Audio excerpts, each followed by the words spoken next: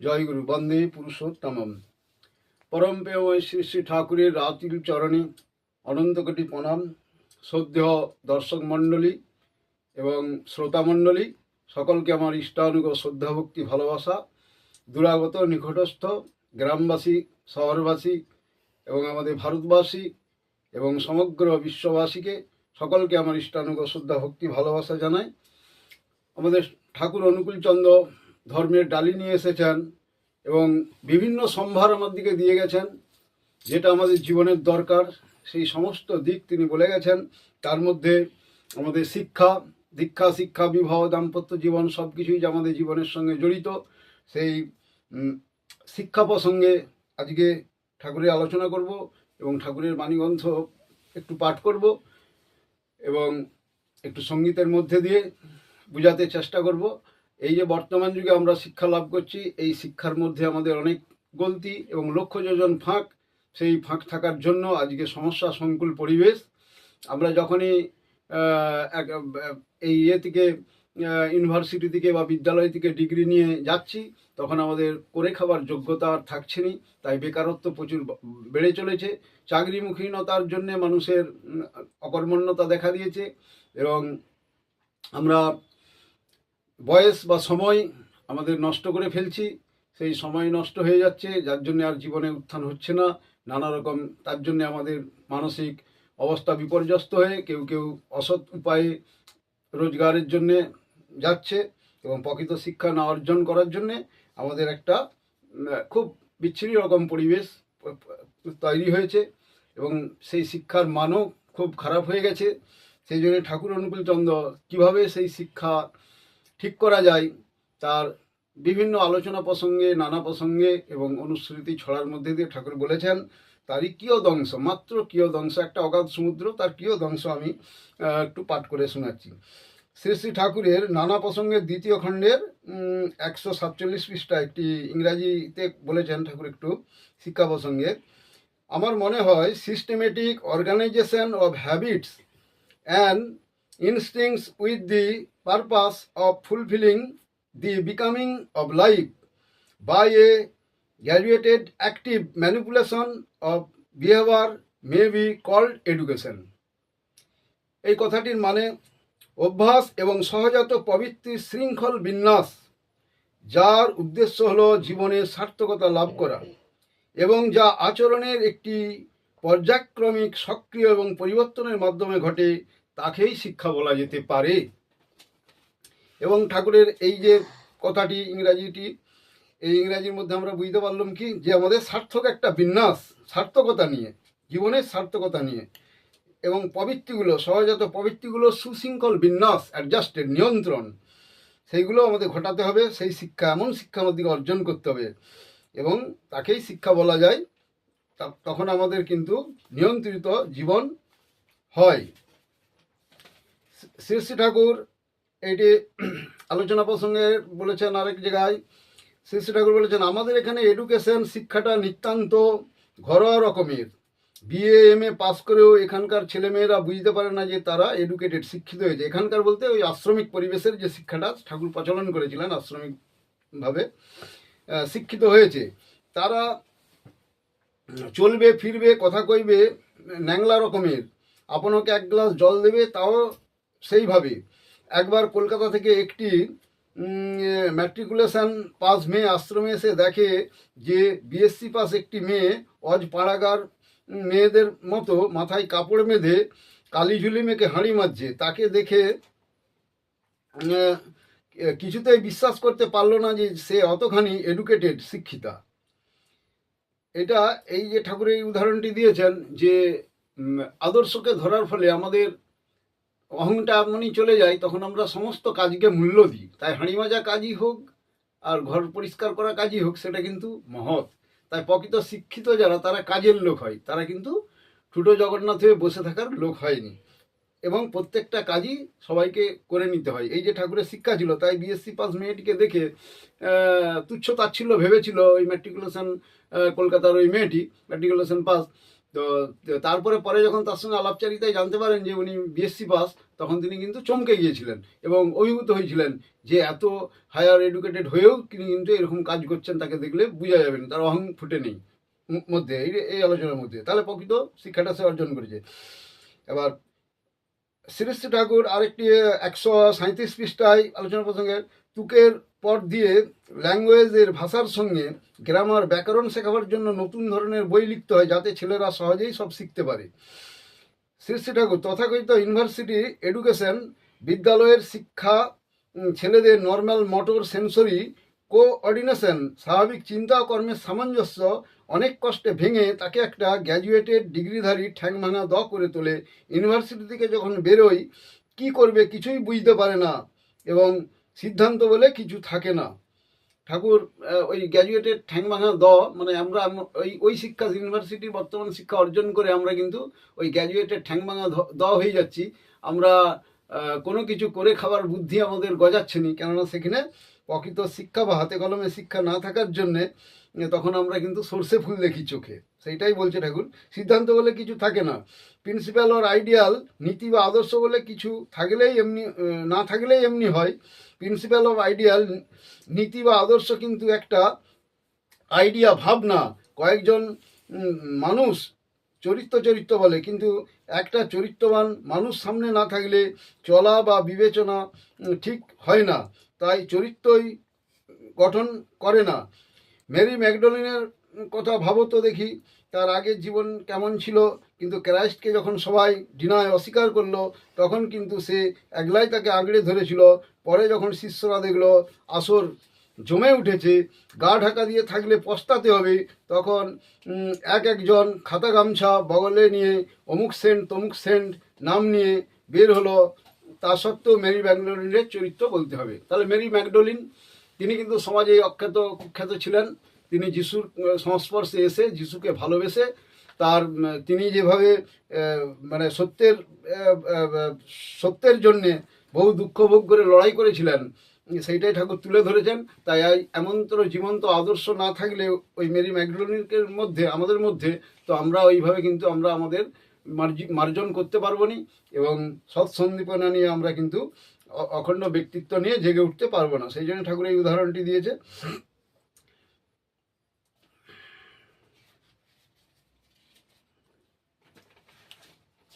এবং ঠাকুরের অনুশ্রুতি গ্রন্থের বিভিন্ন ছড়া আছে। আরও আলোচনা প্রসঙ্গ, বিমলদা, ছেলেদের নিয়মানুবর্তী করে গড়ে তোলার জন্য করণীয় কি? শ্রী শ্রী ঠাকুর হইচই করুক, কিন্তু কমন ইন্টারেস্ট, পারস্পরিক স্বার্থ যাতে অক্ষুণ্ণ থাকে সেই বুদ্ধি মাথায় ঢুকিয়ে দিতে হবে। ফলকথা, কেউ যেন কারো পক্ষে ক্ষতিকর না হয়। বুদ্ধি থাকবে প্রত্যেককে বাড়িয়ে তোলা, অন্যের ভালোটা এনজয় উপভোগ করবে, তাতে সাহায্য করবে। হীনমন্যতা থাকলে ঈর্ষা প্রবল হয়, আর তাতে মানুষ নিজেও সুখী হয় না, কাউকে সুখী করতেও পারে না। অপরকে আপন বলে ভাবতে শেখা বাস্তবে, আর নিজ স্বার্থবোধে প্রত্যেকের সত্তাস্বার্থ হওয়া, এইটি হবে নিয়মানুবর্তিতার উৎসারক। উচ্ছল প্রাণ চাঞ্চল্য নিয়ে তখন তারা অসুবিধা বা বিশৃঙ্খলার কারণ হবে না। আর কমন ইন্টারেস্ট, পারস্পরিক সমস্বার্থ সম্পর্কে এই ভাবানুকম্পিতা গজায় এক আদর্শে অনুরাগের ভিতর দিয়ে। শিক্ষক যত ইষ্টপ্রাণ হবেন, কর্মনিষ্ঠ তপস্যা ততটা ছাত্রের ভিতর সঞ্চারিত হবে। নিয়মানুবর্তিতা এর মূল হল ডিসাইপলশিপ, শিষ্যত্ব। নগেনদা, শাসন কেমন করে করতে হয়? শ্রী শ্রী ঠাকুর, শাসন মানে মারধর নয়, সংযম নিয়ন্ত্রণ করা। শিক্ষকের প্রতি ছাত্রের টান থাকে, তখন তিনি অসন্তুষ্ট হবেন, এমন কোনো কাজ সে করতে চায় না। তাই শিক্ষকের প্রতি টানটা যাতে হয় সেরকম আচরণ ছাত্রের সঙ্গে করতে হবে, যাতে শিক্ষকের প্রতি টান বা ভালোবাসা গজি উঠে। তখন তারা কি করবে, যে আমি যদি একটা খারাপ কাজ করি, শিক্ষক মশাই বা আমাদের মাস্টারমশাই তিনি কিন্তু কষ্ট পাবেন। এইরকমভাবে যেন সে শাসিত হয়। তো এমন কাজ করে তখন ছাত্রের টান থাকে, তখন তিনি অসন্তুষ্ট হবেন এবং এমন কোনো কাজ সে করতে চায় না। এই টানই তাকে অনুশাসিত করে। আর যে কোনো অন্যায় করুক না কেন তার মূল কারণটা কি সেটা আবিষ্কার করতে হবে, এবং যে খাঁক্তির দরুন সে অন্যায় করে সেইটে মেকআপ পরিপূরণ করতে চেষ্টা করতে হবে। এবং হেরিডিটি বংশগতির থেকে যে ডিফেক্ট দোষ আসে সেটা সারা মুশকিল হয়ে পড়ে। এনভায়রনমেন্টাল নেচারের পারিপার্শ্বিক পোষণের এরর ভুলের দরুন যে ডিফেক্ট দোষ গজিয়ে ওঠে, তাতে সহানুভূতি সহকারে পরিচালনা করতে পারলে তা ঢের শোধরানো যায়। তো তোষণ যেমন বৈশিষ্ট্য অনুযায়ী করতে হয়, শাসনের বেলায়ও তেমনি বৈশিষ্ট্য ও প্রবৃত্তিকে লক্ষ্য করতে হয়, তাহলেই শাসনের মাত্রা ও ক্রম ঠিক থাকে। গড়সাপটা এক রকমের কাজ হয় না। কঠোর শাসন করতে হলেও শাসন ও তোষণের উপযুক্ত সমাবেশ চাই।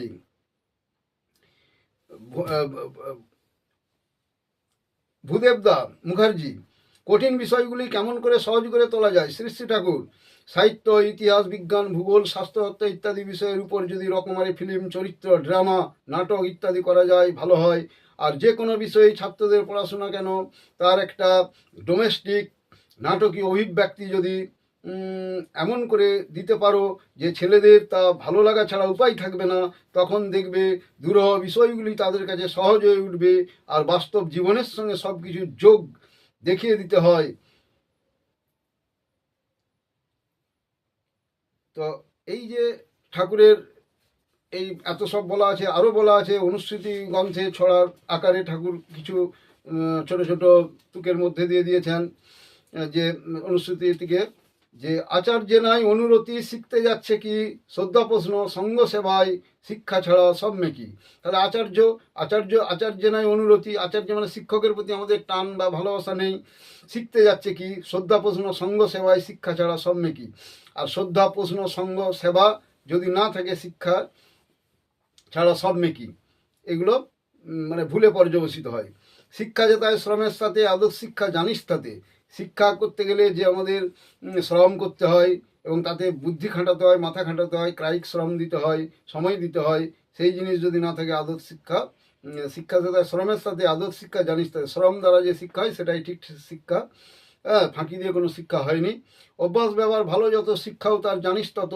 এই অভ্যাস ব্যবহারকে যত সে ভালো করতে পারবে, তার এই শিক্ষাটাও তার ভালো তত হবে। মুখে জানে ব্যবহারে নয়, সেই শিক্ষার মুখে চাই। মুখে অনেক কিছু কথা বলে কিন্তু কাজে তার বাস্তব অভিব্যক্তি ফুটে ওঠেনি, বা বাস্তবে সে করেনি বা চলেনি, সেটা কিন্তু ছাই, সেই শিক্ষা ছাইয়ের মতো, যার কোনো মূল্য নেই। সবই শিখলি যে তুই কত শত বৌদ্ধ কিছুই ফুলল না, স্মৃতির বলদ হলি শুধু এক মুঠো ভাত জুড়ল না। অনেক কিছু আমরা শিখেছি, থিওরি করেছি, অনেক কিছু বই পড়ে মুখস্থ করে ফেলেছি, এবং তার পদ্ধতি অনেক কিছু বইয়ে জেনে ফেলেছি, হ্যাঁ, তাতে আমাদের বোধ ফুটবে নি। স্মৃতির বলদ হলি শুধু এক মুঠো ভাত জুড়ল না, তাতে আমাদের ওই স্মৃতির বলদ হয়ে যাব। স্মৃতির বলদ মানে আমাদের স্মৃতিপটে, আমাদের মস্তিষ্কেতে আমাদের ওই স্মৃতির বলদ মানে হচ্ছে ভাষাবাহী বলদ, কতগুলো শব্দবাহী বলদ, হ্যাঁ, হয়ে যাব আমরা। বলদ মানে হচ্ছে গরু, যার যেসব গরু মাল বয়ে, পিঠে ধান বা বস্তা চাল টাল বয়ে, যেসব গরুর গাড়ি আমরা দেখেছি, বলদরা যে মাল বয়ে, সেই বলদ গরু, সেই বলদ গরুর মতো হয়ে যাবো, যেখানে আমাদের ওই ওই ভাষার জঞ্জাল একটা আমাদের মস্তিষ্কে থাকবে, কিন্তু কাজের অভিব্যক্তি থাকবে না। তাই ওই রকম শিক্ষা নিয়ে আমরা কিন্তু কিছুই অর্জন করতে পারবো না, এক মুঠো ভাতও আমরা জুটাতে পারবো না।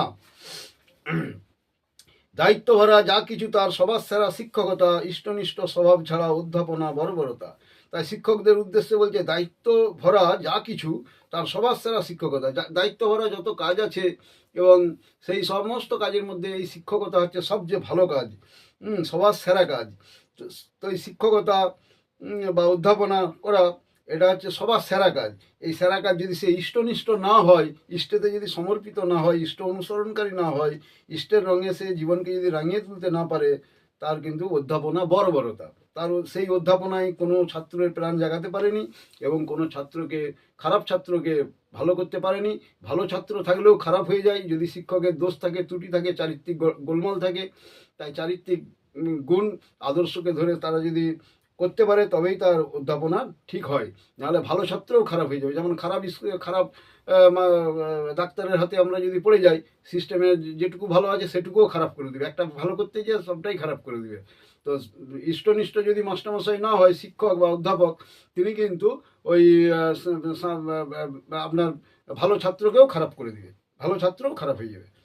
তো শিক্ষকের না ইষ্টে টান কে জাগাবে ছাত্র টান। শিক্ষকের যদি ইষ্টে টান টান থাকে, ভালোবাসা থাকে, ইষ্টেই যদি সে সন্ন্যস্ত হয়ে ওঠে, তাহলে কিন্তু ছাত্রকে সহজেই কিন্তু সেই কলা কৌশল আবিষ্কার করে কীভাবে তার জীবনের উন্নয়ন ঘটানো যায়, কী দিয়ে উন্নয়ন ঘটানো, সেটা সে ঠিক করে নিতে পারবে এবং তাকে সেইভাবে জাগিয়ে তুলবে। মাতৃভক্তি অটুট যত, সেই ছেলে হয় কৃতি তত। তো মায়ের প্রতি আমাদের অকাট্য অনুরক্তি যখন থাকে, সেই ছেলেই কৃতি হয়ে ওঠে। এবং এই মাতৃভক্তির এই টানটাই কিন্তু সমস্ত যারা সার্থক হয়েছে তাদের এটি দেখা যায় যে মাতৃভক্তিকে নিয়েই তারা কিন্তু বড় হয়ে উঠেছে। এই যে শেখাই যদি সাধ হাতে কলমে না শিখলে তো সবই যে বরবাদ। শেখাই যদি সাধ, কোনো কিছু যদি শিখতেই চাই, হাতে কলমে যদি না করি, সেই শিক্ষাটা কিন্তু হয়নি। শুধু মুখস্থ করে নিলে কিন্তু সেই শিক্ষা হয়নি, সবই বরবাদ হয়ে যায়। জানতেই যদি চাস আলস্যহীন অনুরাগে জ্ঞানীর পানে ধাস। তাই আমাদের যদি জানার আগ্রহ বা ইচ্ছা থাকে, আলস্যহীনভাবে অনুরাগ সহকারে আমাদের জ্ঞানীদের কাছে যেতে হবে, যারা জানে তাদের কাছে যেতে হবে। এ আলস্যকে পরিত্যাগ করে তবেই আমরা ঠিক বুঝতে পারবো, জানতে পারবো। ঝোঁক না বুঝে শিক্ষা দিলে পদে পদে কুফল মিলে। তাই ছেলের ঝোঁক কোন দিকে, সেই ঝোঁকের উপর দাঁড়িয়েই তাকে সেই শিক্ষাটা তাকে দিতে হবে। কিন্তু তাকে তার মতো করে, তার ঝোঁকের মতো করে শিক্ষাটাকে তাকে দিতে হবে। এরকম উদাহরণ অবশ্য একটা দিলে হয়। যেমন কারো গাছে উঠে আম পাড়ার শখ আছে, হ্যাঁ, বা গুলি খেলার শখ আছে। ঠাকুর একটা উদাহরণ আলোচনা প্রসঙ্গে দিয়েছিলেন, কারো হয়তো গুলি খেলার শখ আছে, তো তাকে মার্বেল খেলার বা গুলি খেলার, সেই গুলিগুলো কটা আছে তার কাছে, বা কিভাবে সেই গুলিগুলো গুনে গুনে কত কি হয়, এইভাবে শিক্ষার মধ্যে দিয়ে, ওই গুলি খেলাও শিক্ষার মধ্যে দিয়ে তার যে গুলির উপর ঝোঁক আছে, সেই গুলি দিয়েই নানা রকম অঙ্ক বা তা থেকে অনেক কিছু শিখিয়ে দেওয়া যেতে পারে। তাই ঝোঁক বুঝে তাকে সেইভাবেই, তার যার যেদিকে অনুরাগ সেইভাবেই শিক্ষাটা দিতে হবে। থাকলে ছাত্রের ইষ্টে টান, তবেই জাগে করার প্রাণ। এবং ছাত্রেরও যাতে ইষ্ট বা মাস্টারের প্রতি যেন টান থাকে, তবেই তার করার প্রাণ তৈরি হবে। লেখাপড়ার দড় হলেই শিক্ষা তারে কয় না, অভ্যাস বা সহজ জ্ঞান না হলে শিক্ষা হয় না। লেখাপড়ার দড় হলেই শিক্ষা তারে কয় না, কেন আমরা লেখাপড়া শিখে অনেক MA BA অনেক কিছু BSc অনেক কিছু ডিগ্রি করে নিই, কিন্তু অভ্যাস বা সহজ জ্ঞান যদি না শিখে, সহজ জ্ঞান যদি না থাকে, তাহলে কিন্তু না হলে কিন্তু শিক্ষা আমাদের পাকা হবে না। হাতে কলমে যদি শিক্ষা না থাকে, সেই শিক্ষার কোনো দাম নেই। ওই বিদ্যে বোঝায় বাবু মশাইয়ের মতো ব্যাপার আমাদের হবে। বিদ্যে বোঝায় বাবু মশাইয়ের গল্প একটা আছে, এখানে আর বলছি নি। শেখাই যদি সাধ হাতে কলমে না শিখলে তোর সবই যে বরবাদ। জানতেই যদি চাস আলস্যে অনুরাগে জ্ঞানীর পানে ধাস। জয়গুরু। তো শিক্ষা প্রসঙ্গে ঠাকুরের এই অমৃত নিঃসন্দি শতস্বরী বাণী বর্তমান যুগ প্রেক্ষাপটে এই প্রাসঙ্গিক জিনিস, এইগুলো অনুসরণের মধ্যে দিয়ে হয়। নাহলে যতই আমরা চিৎকার করি, যতই শিক্ষা ব্যবস্থাকে সাজানোর চেষ্টা করি কেন, আমাদের সব ফাঁক রয়ে যাবে, লক্ষ যোজন ফাঁক।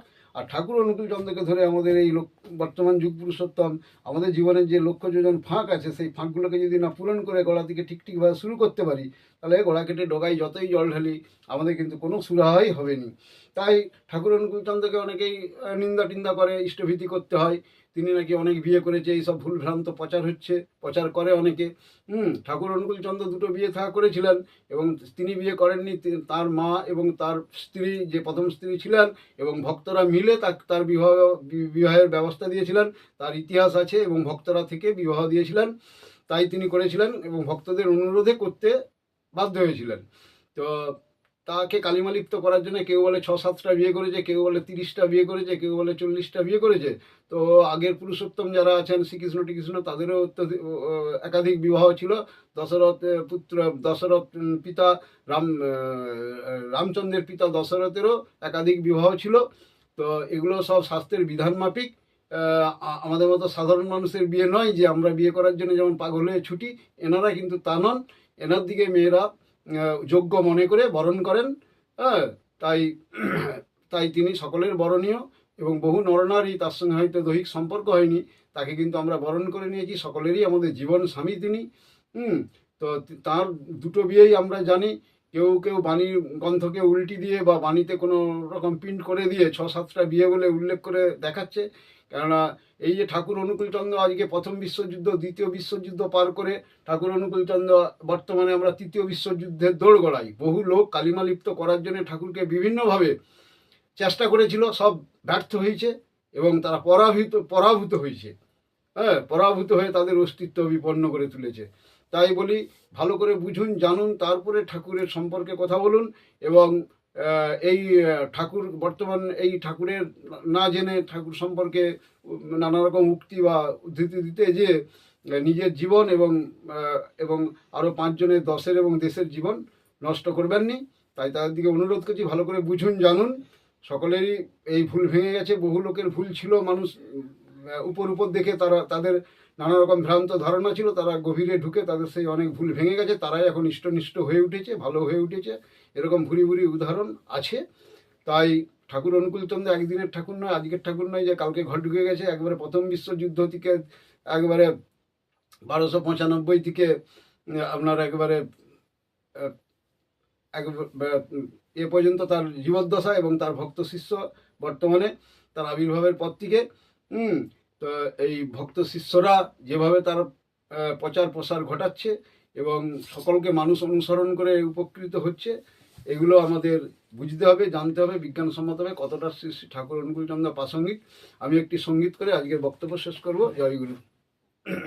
বাজাবে।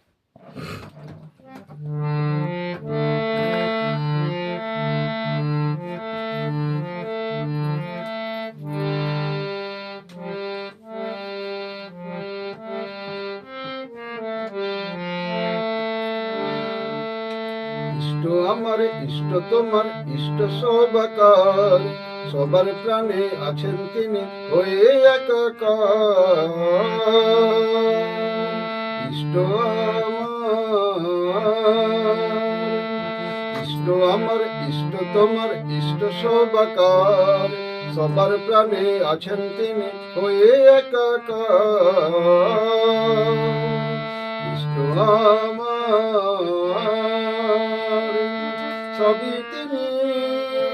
সবই তিনি সবার তিনি সর্বসারের সার, তাই বিশ্ব ভুবন মাঝে তাহার জুড়ি নেই তো। আমি ভাবি আমার ঠাকুর, আমি ভাবি আমার ঠাকুর, তুমি ভাবো তোমার ঠাকুর। জানেন তুমি আমি সব কিছু তার। ইষ্ট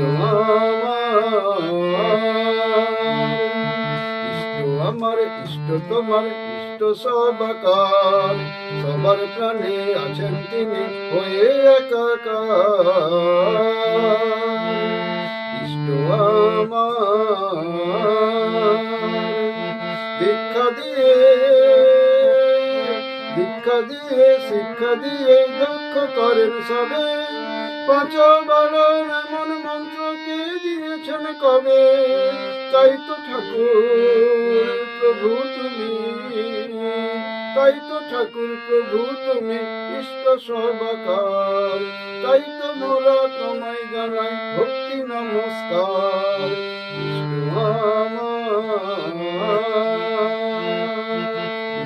আমার ইষ্ট তোমার ইষ্ট সবাকার, সবার প্রাণে আছেন তিনি হয়ে একাকার।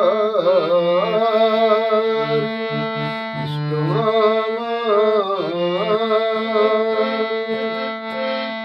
দীক্ষা দিয়ে শিক্ষা দিয়ে দক্ষ করেন সবে, 5 বারণ এমন মন্ত্রকে দিয়েছেন কবে। তাই তো ঠাকুর প্রভু তুমি, তাই তো ঠাকুর প্রভু তুমি ইষ্ট সবাকার। তাই তো মোরা তোমায় জানাই ভক্তি নমস্কার। ইষ্ট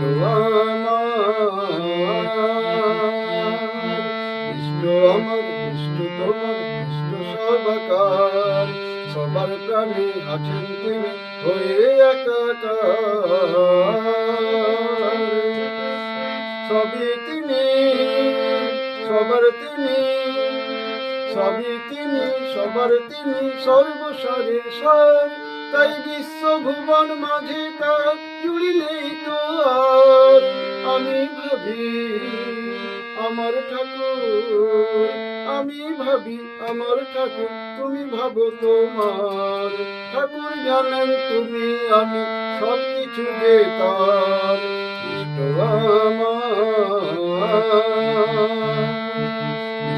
আমার ইষ্ট তোমার ইষ্ট সবকার, সবার প্রাণে আছেন তিনি হয়ে একাকার। ইষ্ট আমার ইষ্ট